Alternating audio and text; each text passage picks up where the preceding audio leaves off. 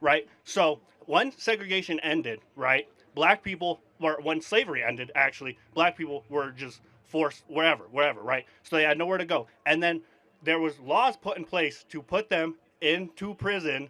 And after, It's okay, okay. No, no. What's your name? Guys, what's your name? Jackson, Jackson. Jackson. It takes a lot of courage to come up here. Yeah, no, Let's I just know. take a deep breath. I, Okay, I, I'm I not here to know. I pick on need. you, No, I and know. I I need to get my appreciate it. thoughts together. No, no, it's okay. I I knew. know I that knew. I this can was. be very intimidating getting in a crowd like this. So just take a deep breath. Let me make your argument. I'm going to make your argument for you, and I'm going to tell you why I think it's wrong. Okay. Okay? Okay. Yeah. Is that fair? Yeah. Sure. Okay. So the Okay. Yes. I argument want to that is have being made, that you want to make, is that there's legacies of injustice, Yes. and that those legacies impact one generation after the other. And when those things get handed down, you have what is a system or a systemic issue that isn't just isolated in 2024. So the argument that you're making is that what happened in 1954 does impact 2024 of decade after decade after decade. Let me tell you my response to that. Of course, there is some truth to that. However, every culture, every person in this audience can point to issues that families or generations prior had that we're able to overcome. So the question is, why is it that Black America is one of the only populations, that and Native American populations, that have not been able to overcome such evil, horrors, and injustices? Here's my perspective, and I want to hear what you have to say. Is that the number one way to keep people out of poverty, lower the crime rate, and have a better society is whether or not you have a mom and a dad around? Would we agree that's an ideal? Yeah?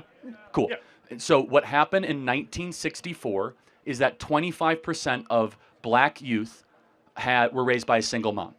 Today, it's nearly 75%, about 70%. So that means that 1 in 4 black kids will have a father around. Only 1 in 4.